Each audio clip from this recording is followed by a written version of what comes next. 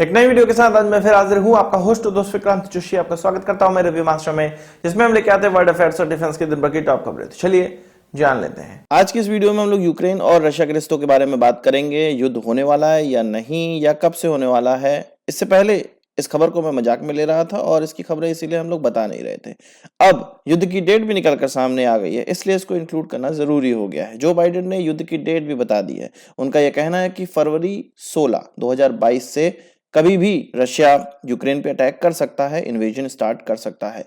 असल में Joe Biden के द्वारा अपने जितने सहयोगी देश हैं, जो वेस्टर्न एलाइज हैं और नाटो के एलाइज हैं, उनसे फोन कॉल पे जब जो बाइडेन ने बात की तो उन्होंने अपने एलाइजों को बताया कि 16 फरवरी से रशिया इन्वेजन स्टार्ट कर सकता है। ये जो लीडर्स थे उनमें United kingdom, Germany, Italy, Canada, Poland, Romania और फ्रांस के देश शामिल थे। इसके अलावा नाटो के सेक्रेटरी जनरल भी शामिल थे। इसके अलावा यूरोपियन कमीशन के प्रेसिडेंट भी शामिल थे और इन सब चीजों बातचीत पर उन्होंने भाग लिया। पर उसके तुरंत बाद व्हाइट हाउस के द्वारा अब नया वक्तव्य निकलकर सामने आ गया है कि रशिया किसी भी वक्त यूक्रेन पर अटैक कर सकता है। जो बाइडेन के नेशनल सिक्योरिटी एडवाइजर के द्वारा उनको बताया गया है। उनका यह कहना है कि 1 लाख से ज्यादा सोल्जर्स, रशियन ट्रूप्स यूक्रेन के बॉर्डर के पास जुट चुके हैं और रशिया कभी भी यूक्रेन पे अटैक कर सकता है। इस खबर को हमें अमेरिका के उस एक्शन से भी जोड़ना चाहिए कि यूक्रेन में जितने भी एम्बेसी में उनके काम करने वाले लोग थे, उनको धीरे धीरे अमेरिका बुलाया जाने लगा है। इसके अलावा रशिया ने भी अपने एम्बेसी के लोगों को रशिया बुलाना स्टार्ट कर दिया है। यूएस या यूएस के अधिकारियों के द्वारा ये कहना है कि रशिया सबसे पहले मिसाइल अटैक करेगा, जिससे कि नॉर्मल लोगों की जान, सिविलियंस की जान भी जा सकती है। इसके बाद साइबर अटैक होगा और धीरे धीरे यूक्रेन पर इन्वेजन स्टार्ट कर दिया जाएगा। वैसे ये जो साइबर अटैक है, ये आगे के वॉरफेयर में सभी देशों के द्वारा इस्तेमाल किया जाना है। जो भी एडवांस देश हैं वो इसका जरूर इस्तेमाल करेंगे।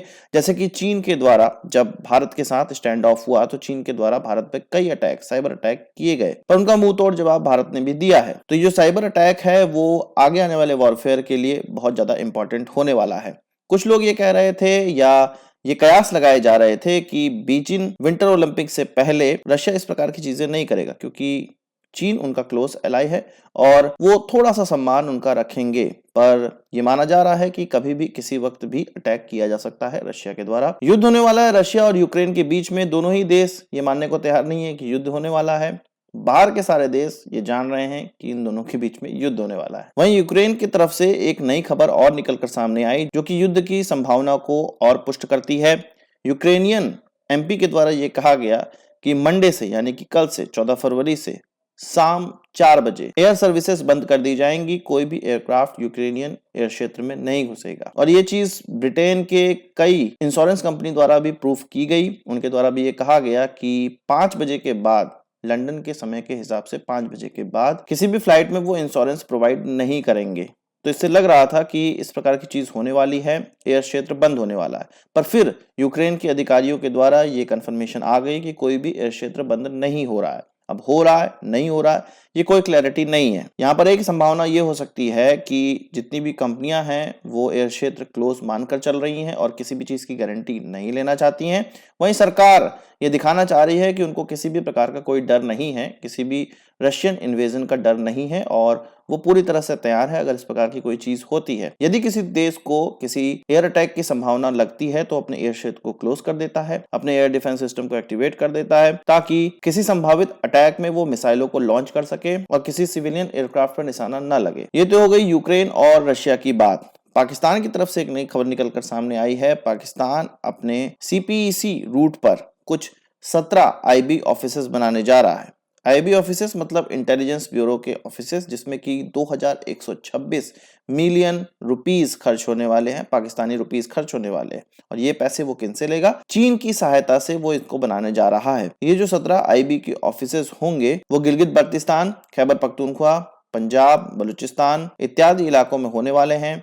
इसमें नई बिल्डिंगें बननी है, जो ट्रेनिंग एकेडमी है उसके हॉस्टल को सुधारा जाना है, रेजिडेंशियल एरिया बनाई जानी है, ऑफिसर्स हॉस्टल बनाए जाने हैं, फ्लैट्स बनाए जाने हैं, इत्यादि चीजें की जानी हैं। इन सब चीजों में ये खर्च होने वाला है। ये कहा जा रहा है कि पाकिस्तान की सीपीडब्ल्यूडी के द्वारा इसको बनाया जाएगा, जिसको कि इंटेलिजेंस ब्यूरो एग्जीक्यूट करेगी और ये सारे पैसे चीन से लिए जाएंगे। पाकिस्तान को ये लग रहा होगा कि चीन को वो ये गोली दे देंगे कि सुरक्षा बढ़ाने के लिए हमें पैसों की आवश्यकता है और ये सारे ऑफिसेस बनाने हैं। चीन ये सोच रहा होगा कि पैसे देकर पाकिस्तान को हम कर्ज के जाल में फंसा सकते हैं। दोनों अपना अपना स्वार्थ सिद्ध कर रहे हैं। जीत तो उसी कंट्री की होगी जिसके पास पैसे होंगे और हार उसकी होगी जो कि कर्जदार होगा। बात कर लेते हैं भारत और पाकिस्तान के रिश्तों की। आपको पता है कि अफगानिस्तान में गेहूं भेजना है। भारत पाकिस्तान के रास्ते उसको नहीं भेज पा रहा है क्योंकि पाकिस्तान ने यह कहा था कि भारतीय ट्रकों का इस्तेमाल नहीं होगा, पाकिस्तानी ट्रकों का इस्तेमाल किया जाए, पर भारत ने इससे इनकार कर दिया था और फिर यह सहमति बनी कि अफगानिस्तान के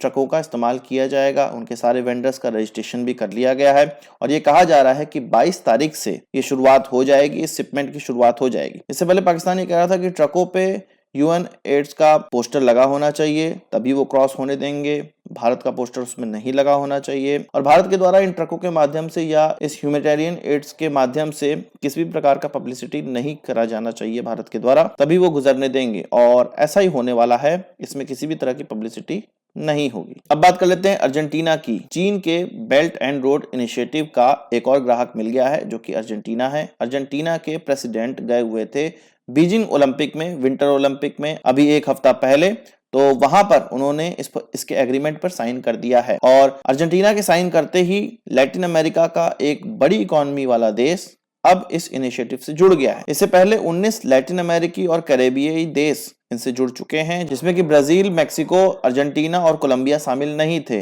अब इन बड़ी इकोनॉमी का भी इनके साथ जुड़ना स्टार्ट हो गया है और हो सकता है कि अन्य कंट्रीज भी इनको ज्वाइन कर ले, जिससे कि अमेरिका की मुश्किलें और ज्यादा बढ़ने वाली हैं। अमेरिका के अब कह सकते हैं कि आंगन में चीन फुटबॉल खेलने जा रहा है। आज की इस वीडियो के लिए बस इतना ही। आशा करता हूं आपको वीडियो पसंद आई होगी। आप इसको बड़ा थम्स अप जरूर देंगे। इस वीडियो संबंधित कोई सवाल सुझाव हो कमेंट बॉक्स में जरूर लाइएगा और यदि आपने हमारा चैनल सब्सक्राइब नहीं किया उसे भी कर लीजिए क्योंकि हम इस प्रकार की वीडियो लाते रहते हैं।